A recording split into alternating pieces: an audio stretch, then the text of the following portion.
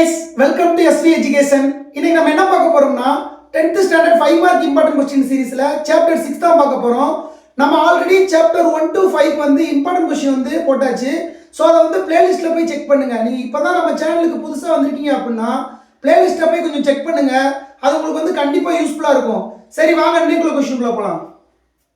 இன்னைக்குள்ள क्वेश्चन வந்து chapter 6ல உள்ளதுல பயிற்சி 6.4 4th சம் தான் வந்திருக்கோம். முதல்ல இந்த சம் வந்து ரீட் பண்ணுங்க. உயரமான அடுக்குமாடி குடியிருப்பின் அடியிலிருந்து அலைபேசி கோபுர உச்சியின் ஏற்ற கோணம் 60 டிகிரி மற்றும் குடியிருப்பின் உச்சியிலிருந்து கோபுர அடியின் இறக்க கோணம் 30 டிகிரி ஆகும். அடுக்குமாடி குடியிருப்பின் உயரம் 50 மீட்டர் எனில் அலைபேசி கோபுரத்தின் உயரத்தை காண்க. எனில் கதிர்வீச்சு கட்டுப்பாட்டு விதியின்படி அலைபேசி கோபுரத்தின் உயரம் குறைந்தது 120 மீட்டராக வேண்டும். மேற்கண்ட அலைக்கோபுரம் இந்த கட்டுப்பாடுக்கு உட்படுகிறதா அப்படின்னு கேட்டிருக்காங்க. ஒண்ணுமே இல்லைங்க. ஒரு நம்ம அடுக்குமாடி குடியிருப்பு இருக்கு, இன்னொன்று வந்து ஒரு டவர் இருக்கு. நம்மளுக்கு அடுக்குமாடி குடியிருப்புக்கு வந்து நம்மளுக்கு வந்து உயரம் கொடுத்துட்டாங்க. டவரோட உயரம் வந்து கேட்டிருக்காங்க. அந்த டவரோட உயரத்துக்கு ஒரு கட்டுப்பாடு கொடுத்துருக்காங்க. நம்ம அந்த அலைபேசி கட்டுப்பாட்டின் படி 120 மீட்டர் குறைஞ்சது இருக்கணும். அதிகபட்சம் வேணாலும் இருக்கலாம், குறைஞ்ச 120 மீட்டர் இருக்கணும். அப்படி இருக்கா இல்லையா அப்படின்னு சொல்லி செக் பண்ண சொல்றாங்க. புரிஞ்சா? இப்போ என்ன பண்ணலாம்? முதல்ல என்னென்ன இருக்கு பாருங்க. அடுக்குமாடி குடியிருப்பு ஒன்று இருக்கு, அலைபேசி கோபுரம் ஒன்று இருக்கா. அப்ப ரெண்டு தான் கண்டிஷனு. இதான் பூமி, ஓகேவா? இங்க வந்து அடுக்குமாடி குடியிருப்பு இருக்கு, இங்க வந்து அலைபேசி கோபுரம் இருக்கா. புரிஞ்சா? அடுக்குமாடி குடியிருப்பு, அலைபேசி கோபுரம் முடிஞ்சா. அடுத்து என்ன சொல்றாங்க பாருங்க. அடுக்குமாடி குடியிருப்பின் அடியிலிருந்து, அடுக்குமாடி குடியிருப்போட அடி எது? இதான் அடி. அடியிலிருந்து அலைபேசி கோபுர உச்சியின் ஏற்ற கோணம் 60 டிகிரி. இங்க இருந்து அலைபேசியோட உச்சிக்கு ஒரு லைன் வரையணும். அதோட ஏற்ற கோணம் எவ்வளோ? 60 டிகிரி. முடிஞ்சா? அடுத்து குடியிருப்பின் உச்சியிலிருந்து, குடியிருப்போட உச்சி எது? இதான் குடியிருப்போட உச்சி, ஓகேவா? குடியிருப்பின் உச்சியிலிருந்து கோபுர அடியின் இறக்க கோணம், கோபுர அடி எது? இதுதான். இதோட இறக்க கோணம் எவ்வளவு சொல்றாங்க? 30 டிகிரின்னு சொல்றாங்களா? முதல்ல இங்க இருந்து ஒரு லைன் டிரா பண்ணிக்கோங்க. இதோட டிகிரி தான் எவ்வளோ? 30 டிகிரி. புரிஞ்சா? கோபுர அடியின் இறக்க கோணம் எவ்வளோ? 30 டிகிரி. இதெல்லாம் முடிஞ்சா? அடுக்குமாடி குடியிருப்பின் உயரம் 50 மீட்டர். எது அடுக்குமாடி? இதென்ன அடுக்குமாடி? இதோட உயரம் 50 மீட்டர் எனில் அலைபேசி கோபுரத்தின் உயரத்தை காணுங்க. இதோட உயரம் தான் கேட்டாங்க. பேர் குறிக்கலாமா? இதை ஏன்னு வச்சுக்கலாமா? இதை பின்னு வச்சுக்கலாமா?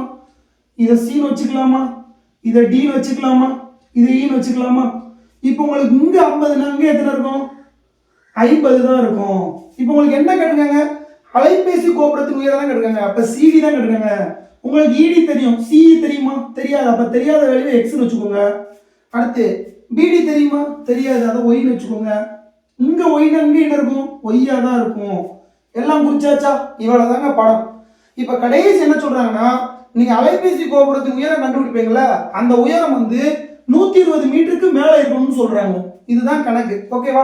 இப்போ நம்ம டீடைல்ஸ் எழுதிக்கலாமா? AB ED 50 மீட்டர், ஓகேவா? வேற என்ன இருக்கு? BD AE, BD AE Y, வேற CE X. நம்ம என்ன கண்டுபிடிக்கணும்? CD தான் கண்டுபிடிக்கணும். CD க்கு ஃபார்முலா என்னது? CE plus ED. இங்க இருந்து ஸ்ட்ரைட்டா வர முடியாது, E க்கு போய்ட்டு தான் வர முடியும். அதனால CE plus ED. அப்போ CE யோட வேல்யூ தெரியுமா? தெரியும், X. ED யோட வேல்யூ தெரியுமா? தெரியும், 50. அப்போ நம்மளுக்கு X ஓட வேல்யூ கண்டுபிடிச்சோம் அப்படின்னா அலைபேசி கோபுரத்தின் உயரம் வந்து நம்ம கண்டுபிடிச்சிடலாம். புரிஞ்சா கணக்கு? இப்போ நம்ம ஒரு முக்கோணம் எடுத்து செய்யலாமா? முதல்ல பெரிய முக்கோணம் எடுக்கலாமா? முக்கோணம், செங்கோண முக்கோணம். பெரிய முக்கோணம் எடுத்து BCD-யில், செங்கோண முக்கோணம் BCD-யில். ஆரம்பத்துல என்ன சொன்னேன்? tan θ சொன்னேன். tan θ tan θனா என்னது? எதிர்பக்கம் பை அடுத்துள்ள பக்கம். அப்ப இது எதிர்பக்கம் என்னது? CD. அடுத்துள்ள பக்கம் என்னது? BD. ஓகேவா? இப்ப tan தீட்டாவோட மதிப்பு எத்தனை? 60 டிகிரி. அப்ப tan 60 டிகிரி CD என்னது? CE plus ED அதனால தான் இந்த டேட்டா வந்து நாங்கள் எழுத சொன்னேன், உங்களுக்கு வந்து சிம்பிளாக இருக்கும். டிவைட் பை பிடியோட வேல்யூ என்னது, பிடியோட வேல்யூ வந்து ஒய். இப்போ tan 60 டிகிரிக்கு மதிப்பு என்னது, √3. √3 இஸ் ஈக்குவல் டு சியோட மதிப்பு என்னது, சியோட மதிப்பு வந்து எக்ஸ், ஈடியோட மதிப்பு 50. அப்போ x plus 50 divided by y. இப்போ நம்ம வந்து எக்ஸையோ ஒய்யோ ரெண்டுல ஏதாவது ஒரு உறுப்பு வந்து ஒரு ஓரத்தை வச்சுக்கணும். நம்ம ஒய்யை வச்சுக்கலாமா? அப்போ இந்த ஒய் எங்கிட்ட கொண்டு வந்துருங்க, √3 எங்கிட்ட கொண்டு வந்துருங்க பார்ப்போம். ஒய் எங்கிட்ட கொண்டு வந்துருங்க, √3 எங்கிட்ட கொண்டு வந்துருங்க. அப்போ ஒய் எங்கிட்ட கொண்டு வந்தாச்சு, எக்ஸ் பிளஸ் 50. இங்க வகுத்தல இருக்கிற ஒய் கிட்ட வரும்போது பெருக்கல்ல மாறும். இங்க பெருக்கல்ல உள்ள √3 எங்கிட்ட போகும்போது என்ன ஆகும், வகுத்தல மாறும். இதை ஈக்குவேஷன் நம்பர் 1ன்னு வச்சுக்கோங்க. ஓகேவா? ஃபர்ஸ்ட் ஈக்குவேஷன் முடிஞ்சா. இப்போ ரெண்டாவது முக்கோணம் என்னது, சின்ன முக்கோணம். முக்கோணம் ஏஇடியில், முக்கோணம் ஏஇடியில்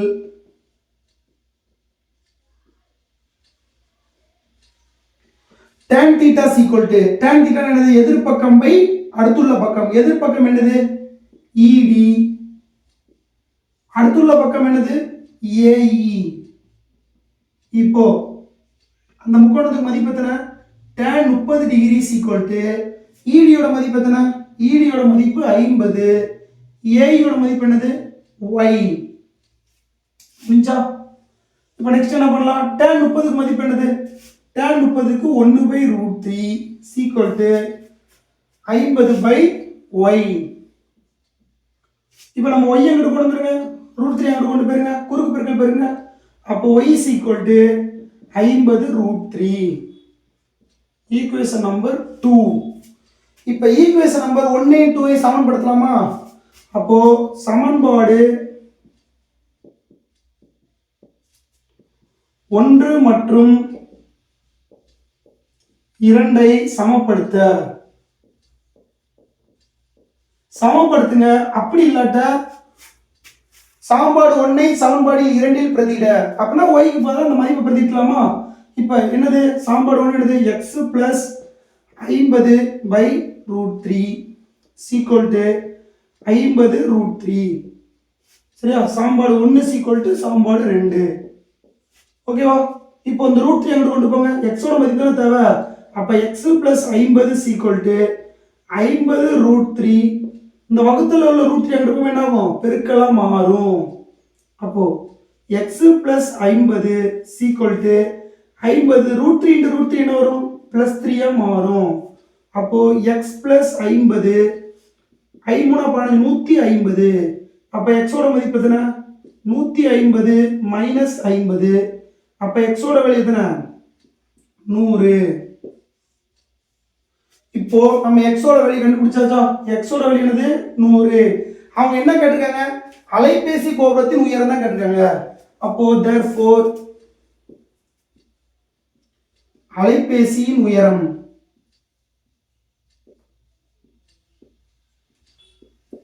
அலைபேசியின் உயரம் என்ன கண்டுபிடிக்கணும், CD = x + 50. அப்போ x + 50. உனக்கு எக்ஸோட வேல்யூ என்னது, 100. 100 + 50 எத்தனை, 150. அப்போ அலைபேசியின் உயரம் = 150 போடலாமா? இப்போ நம்ம அலைபேசியின் உயரத்தை கண்டுபிடிச்சாச்சு.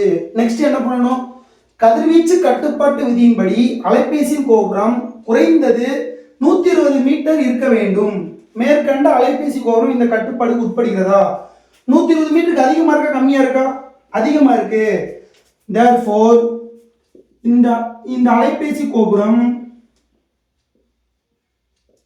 அப்படி எழுதணும். therefore இந்த ஆம் போட்டு இந்த அலைபேசி கோபுரம், அந்த அலைபேசி கோபுரம் கதிர்வீச்சு கட்டுப்பாட்டுக்கு உட்படுகிறது அப்படின்னு சொல்லி போட்டணும். இந்த கொஸ்டின் உள்ளதுல இந்த ஆம்னு போட்டு செய்யணும், மறக்காம 1 மார்க். இதுக்கு இவ்வளவு செய்றீங்கல்ல, இதெல்லாம் ஒரு முக்கியம் கிடையாது, 4 மார்க் தான்.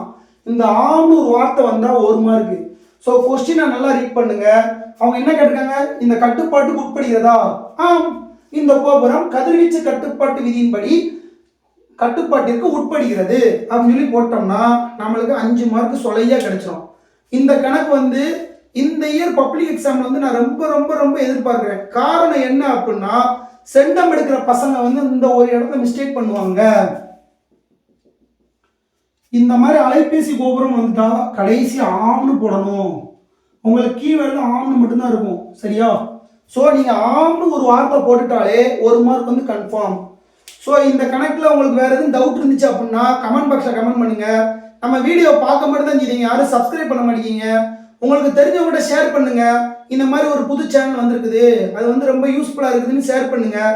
ஷேர் பண்ணால் தான் உங்களுக்கு யூஸ்ஃபுல்லாக இருக்கும், எங்களுக்கு யூஸ்ஃபுல்லாக இருக்கும். அவ்வளோதான் கைஸ். தேங்க்யூ ஃபார் வாட்சிங். தேங்க்யூ.